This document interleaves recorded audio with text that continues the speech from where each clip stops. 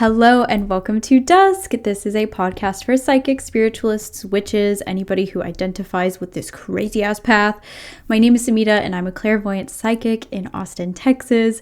And I basically rant about all of the things I wish I knew whenever I started my own spiritual and psychic journey, whatever you call this. So I'm trying a new setup right now. It's not a new set, but bear with me if things are a little weird. I'm just now getting back. If you're a regular listener, which is really cool to say, I did take a little bit of a longer break than anticipated this past month. I literally got my wisdom teeth pulled out. I cannot shut up about it. And it's just been really intense. It was a lot more intense than I thought it was going to be.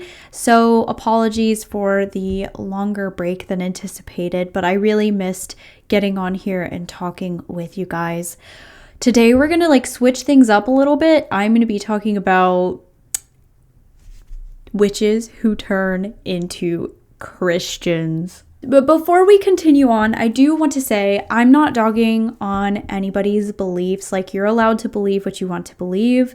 I also want to say that I am Christian. I am also a witch. And I know a lot of the YouTube commenters are going to condemn me to hell. And you know what? I leave that up to God. If I'm going to hell, that's it, guys. And I would also like to say I was raised Catholic. So I'm somewhat familiar with a Christian faith. I was not super devout at all, but I have tried it on.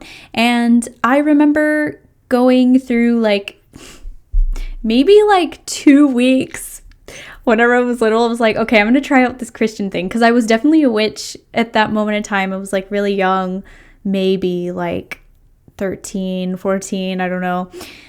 I remember being a witch, but I was like, okay, I'm gonna try on the Christian thing, see how it works. And so for 2 weeks, I was reading the Bible and I was praying and I was just doing all the things that Christians do or whatever the fuck. Going to church. I think I also was forced to go to the youth group. And eventually my conclusion was it's good, but it's just kind of boring. And it also felt like a soft lie. I definitely felt like a godly presence in it all, but it didn't feel deep enough. There wasn't enough depth. And I remembered whenever I was younger, going to catechism, our teachers would say things and they would just say, oh, it's just like that. It's just supposed to be this way. For instance, freaking dogs not being able to have souls or whatever, animals not having souls and they can't go to heaven because they don't have souls. I remember this one distinct memory in my mind where they said that and they were like, that's just how it is. And I remember as a child, I was like, what? But why? Asking more questions, but why? Also, that's not true. I feel like my cat has a soul, blah, blah, blah, blah, blah, all these things. And I remember being really young and just being like, why is nobody asking why? Why are we... Basically, most of the things that I learned in catechism went through one ear and out the other because it was nobody was explaining why. It was just, oh, this is how it is.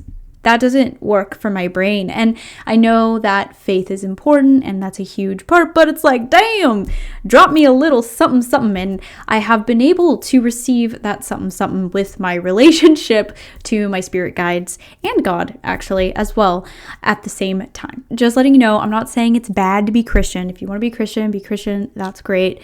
And I'm not saying it's bad to be a witch either. And I'm not saying it's right to be a witch. I'm also not saying that my way and how I do things in my own practice is the way you should be doing things in your practice. I'm just merely sharing my observations and my experiences because I know that whenever I've been on the other side of the camera, right, watching a video, I wish I had this. And that's why I'm sharing this and the ways that I do things. Okay, it's not because I'm right. It's because, guys, I feel like I figured something out and I need to share it with you guys because I think it'll help you on your own separate paths. So take what resonates, leave what doesn't, and let's just have a little bit of fun, okay? I want to start this out with talking about one particular ex-spiritualist turned Christian fundamentalist, Doreen Virtue. So you might have heard of Doreen Virtue from her oracle cards, countless books and oracle cards that have been written about the occult and just very spiritualist overall. But I actually heard of her from a really, really long distance friend of mine, Jane, if you're watching this, that's you. And she was like, look at this lady. She like denounced spirituality completely, like how crazy. And I remember in that moment, I was like, okay, for psychic people, it actually kind of makes sense. And I'll go into why it makes sense for me. But for mediums, it doesn't really make much sense. For mediums, I can't make that make sense. I don't understand. But for psychics, it makes sense. And I'll tell you why in a little bit. But let's get a little bit more background on who Doreen Virtue is. She was like a popular psychic and a new age guru who literally made an entire brand revolving around spirituality and angels. Her story that made her a believer of the spiritual that she would tell everybody was about her getting into a car accident and leaving completely untouched, and her believing that it was angels that really helped her. But since then, after building this huge career for herself through spiritual work, she denounced it around like 2017 or so and converted completely to fundamentalist Christian. So this is like a huge person who was maybe not a pinnacle in the spiritual community, but she was somebody who stood out and was listened to by a lot of people. So I do find that interesting. How do you make this huge living and career off of this to basically now completely denouncing it? And you know what? It's actually more common than you think. She wrote this article that says why we should never call upon angels. So let's go to the article on DoreenVirtue.com. Shout out! So this is her article on DoreenVirtue.com, why we should never call upon angels. Okay, girl. I really apologize for teaching about calling on angels. I was deceived by the New Age teachings and by demons who are posing as angels. Not one person in the Bible calls upon angels. If God wants to send an angel to someone, he will send it. First off, this tone. I don't know, something about this tone. I remember whenever I first clicked on this article, immediately I felt her energy and it was just icky. Calling on angels is dangerous because demons masquerade as angels, blah, blah, blah. This Bible verse used to think that calling on angels was correct because it seemed to result in wishes getting granted. Then I noticed that those granted wish ... were like the desert mirages that would soon appear. They would also have something wrong with them. The new job would have serious issues, the new soulmate would have serious issues, and so forth. Okay, I actually have thoughts about that. One thing I really agree with is that it is true. Whenever you call upon a certain spirit, you're actually not sure unless you can physically see or you have very good clairvoyance or very good one of your clairs. It's going to be very difficult to be able to see and verify if that energy is true or not. Especially if you're a beginner. Now, there are ways to discern that. There are ways to keep yourself protected, but whenever you call upon a particular energy, you really have to know your discernment. You really have to be able to distinguish energies from each other in order to verify that that is the correct spirit, because it is true. When you call upon somebody, literally all these random ass people will come to you. It's like Cinderella's slipper. You know what I mean? Like, the prince said, hey, there's this hot chick I miss, like, come over here to the castle if it's you. He's got a whole line of bitches. You know what I mean? Like, it just calls upon whoever the hell. You have to, like, go out and see where the slipper fits. You get what I mean? It's just like dealing with people. So she does have a point there. There's some half-truth here, which is the reason why I'm making this episode. But let's move on into the rest of this, which she says that she would see her wishes getting granted, but something would be super, super wrong with them. So I have a thought about that in terms of manifestation. Like, technically, you can manifest whatever the hell you want. You really, really can. Manifestation itself is a tool, right? Whenever you are working with a manifestation, I've manifested many jobs that actually did not work very well with me, but it literally had every single thing on that list. I've manifested past boyfriends where they had everything on my list, but I forgot the part where they, liked me and it didn't work out. So it's like you have to be so specific with your manifestations, but also sometimes we desire and we manifest things that are actually not meant for us. Why? Because we are a creator of our reality, but everything that we create isn't of the highest good for ourselves and others. So that's why instead of being so obsessed about manifesting and getting this and getting that, a spiritual path is not about just creating. It's also about being in alignment with who you are. And that's also why I don't really care about the manifestation hype as much and why I haven't really made an episode about it yet, even though I should. It's because at the end of the day, you can put in so much energy into making something or creating an experience, but at the end of the day, it's gonna fall apart unless it's aligned with you and your energy and unless it's supposed to be part of your soul path. So you're better off trying to be aligned with who you are in your values and trying to discover who exactly you are more than you are manifesting whatever the hell. You know what I mean? Is it demons that are causing this? I'm not going to disagree with that because I do believe there is some truth to that, but to contribute all of her woes to that doesn't seem right. Yeah, she's just basically saying that she reads the Bible. So there's that. Here is my theory on why she is literally acting like this. Whenever you open up to the energetic world, whenever you start playing with magic and directing your energy,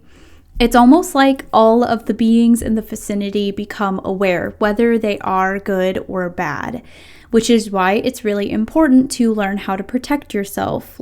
That is just the way it is. You do that in real life. You have to discern who's real, who's cool, and who is not, basically. It's the same thing that happens in real life. So you have to have your shields, your wards, you have to cleanse, ground. If you are shifting and moving energy in ways through divination, manifestation, or energy work, you have to also learn the foundational approaches to protecting yourself through energy work, okay?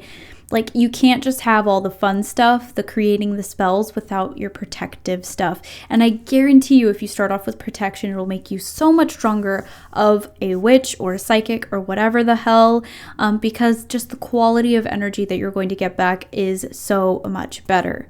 Okay, so you become a beacon of light for literally everything around you, and then everything kind of wants to see what the hell's up, Even your guides are oh, they're ready to talk to us. So we'll start dropping little nuggets here and there and see if they'll, catch on. So another thing is that she's saying that when you're calling upon angels, you're actually talking to demons. And like I said before, it's true. You can say, oh, this exact being, it's like Nosferatu. Okay, listen back to that. Remember whenever Ellen was please anything, please listen to me. And she called upon literally any otherworldly being. And this angel was literally a raggedy ass vampire. Yeah, that's real life. You want to be able to have, now if Ellen had her shields up, then that bitch wouldn't have been able to talk to her. You know what I mean? It's kind of like that. But if Ellen was also not just protected, but had a better psychic ability to discern who the fuck was talking to her, if she was able to see the true form of Nosferatu earlier, she probably would have been no, I'm not signing this contract or whatever fucking thing she did with him in the beginning to make him stick around in her life forever. If she was able to see that, then maybe she would have rethunk that whole experience, you know what I mean? So here are some things about psychic protection that you have to know in order to make sure that you're talking to the right people. If you're not doing your shadow work or your protections, you're allowing unconsciousness, okay? Whenever we are sensing something stinky in the air, something gross, and we ignore it, we allow that to become unconscious, and that makes us vulnerable.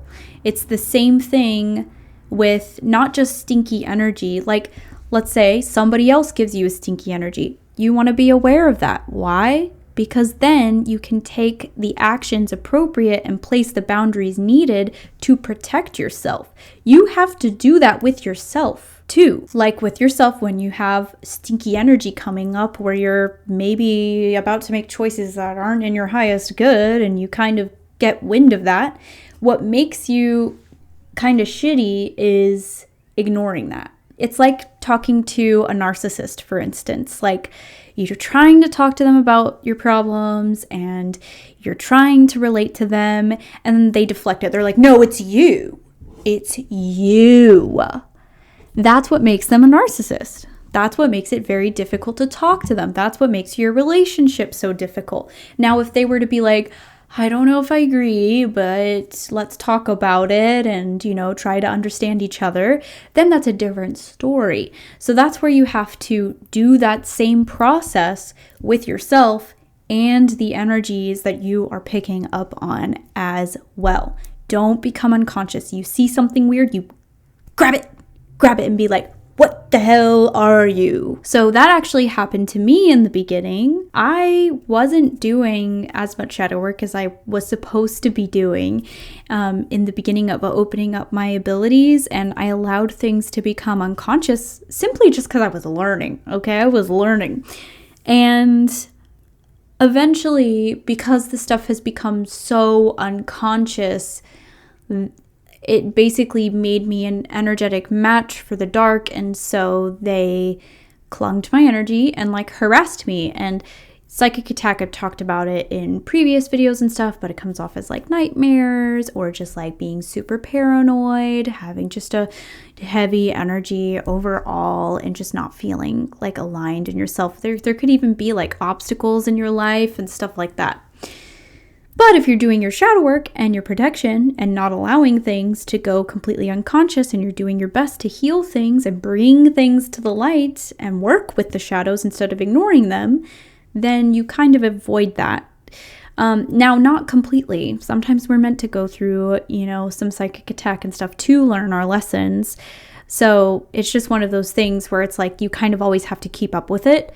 But yeah, and that's what I feel is happening with Doreen Virtue a bit, is that she was not doing her shadow work. She was not protecting herself completely. She was allowing pieces of her consciousness that were not aligned to her higher self to possibly become unconscious, to the point where she started getting psychically attacked, and then just started, reaping the repercussions of that.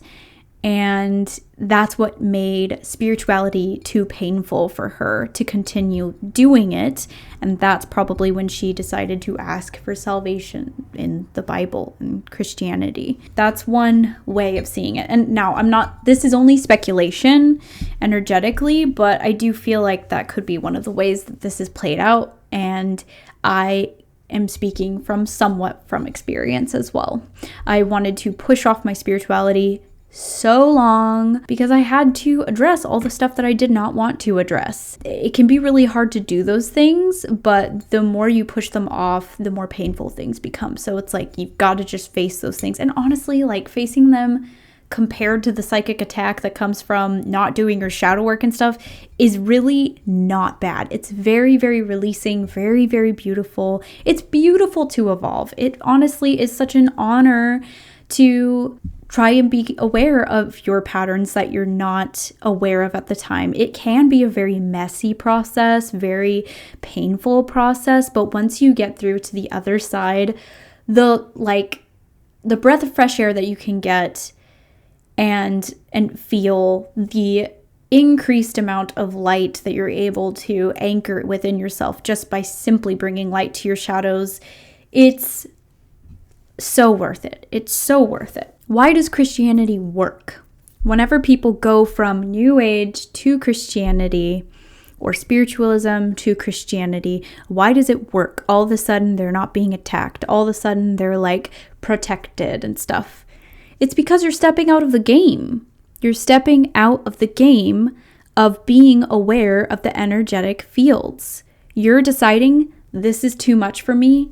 I've got to go. It's you closing off your abilities and your energy centers to being aware of the energetic and spiritual around you, to deciding to be unconscious. Now, people say, like, once you wake up, you can't go back. On some level, I think that is true, but I don't think it's 100% true. I absolutely believe that if you're not willing to put in the work to upkeep a spiritual connection, or you're not doing your shadow work, you're not using it for good, and decide that it's too much for you, at the end, I think it ultimately is like deciding to switch faith, or like you're deciding it's not for you. I do believe you can become unconscious again. Now, I'm not saying that is the case for everyone. I am very happy for those who are spiritualists or were spiritualists who made the move to Christianity and it's such a better fit for them. That's beautiful. Like, you do you, girl. Like, be with God or whatever the hell. That's fine by me. It's just more so these Christian fundamentalists who make that 180 switch and they're like, you are all going to hell. And it's like, girl, just admit you're not as good of a witch as you thought. Because it takes some real fucking balls. It really does take some real freaking balls to do this work. But also just understanding it a little bit more to where the scary, spooky stuff isn't so scary anymore. Even though you can allow it to happen and like figure out how to tackle it and be proactive in getting rid of the gunky energy, right? So let's continue. One of the hugest reasons why I think Doreen went through this experience is also because she just had a lack of sight. If you're not able to see or feel or hear or know that there is something gunky in your space, you're allowing it to be in your space on accident, which kind of sucks, I'm not gonna lie. And it's kind of one of those things where it's like healers need healers, psychics need psychics. Like, you've got to work with other practitioners because sometimes you're not going to be able to see everything. Sometimes you can see way more.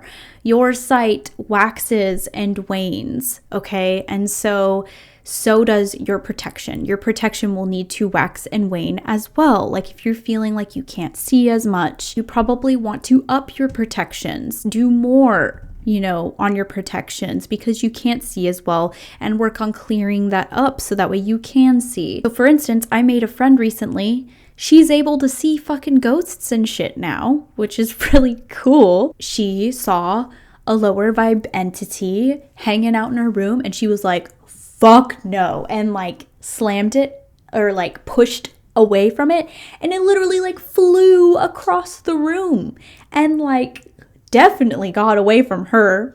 So it kind of puts things into perspective. The reason why protection is difficult is really just because we have a lack of sight. If you're able to see beings very easily, you may not have to be as protected because you can see it, you can cop it, right then and there. But if it's harder for you to see, like for instance, if you're just a psychic, then you might need to have these protective, smarter, clever layers of protection. The amount of protection that you have depends on the amount of sight that you have. And that's where this misconception comes up, or this half-truth comes up in New Age spirituality, where it's like, you're more powerful than you think. All you have to do is act positive, and there will be no negative energies ever around you.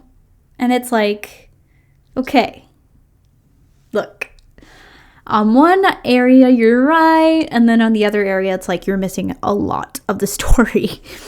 On one part it's like, dude, you are so much stronger than you think. Like, for real, you can just push these energies out of your space and they go flying outside of the room and they're like, I don't want to fuck with them no more. Hell no. You can do that, okay? And that is true. But if you're not able to see it, how do you know? And that's also another thing. It's like with discernment, especially in the beginning. Oh my God, whenever I was opening my abilities, I would see things somewhat. It wasn't the way that I see things now. And then I would feel the energy in the room shift. And just because I felt that shift, I assumed it was a positive shift because whatever I was calling on was positive, when really those energies were probably really, really crusty. So a shift in the energy in the room isn't necessarily good or like a good being who's coming to help you out. It could also be another being that's like, what's up? I'ma fuck up your life. You know what I mean? So you need to be able to discern what these shifts in the room actually are. You know what I mean?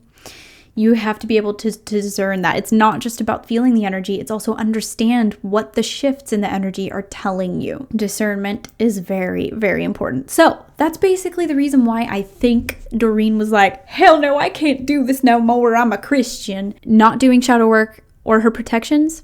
And she just couldn't fucking see. Okay, that's the reason why. We're gonna get even more woo-woo than I literally just was. I believe that everybody's abilities are evolving. We have more abilities and more expansiveness, more potential to grow our abilities now than before. Our tool set of psychic abilities is expanding. And I think that is true for both the light and the dark. And that's why it's really important for us to kind of keep up with the things and kind of be up on our toes when it comes to protection and stuff, because it's like when we get a new gadget, when we get a new upgrade, it is to be used to protect ourselves from potentially if the dark has gotten an upgrade or like figured out how to like curb something. Like the dark is very proactive with trying to figure out how to derail us. Even whenever we find new tools, new practices, new whatever, they really do try and figure out a clever way. And it's just kind of part of being a spiritual person on this planet right now. It just kind of is. It's like, we gotta warrior the fuck up. You know what I mean? It's so fucking dramatic. It really is so dramatic. And I hate making it sound dramatic, but it's like, low-key, it is dramatic as hell. Also, something else I want to bring up is like Christians use rites and rituals anyway. So if you're really fucking dunking on New Age or spiritualism or whatever, it's like the Pope is literally opening up portals right now. Like, did you guys not see that during Christmas? He's opening up portals. I literally ask my guides to close portals like nearly almost every fucking day.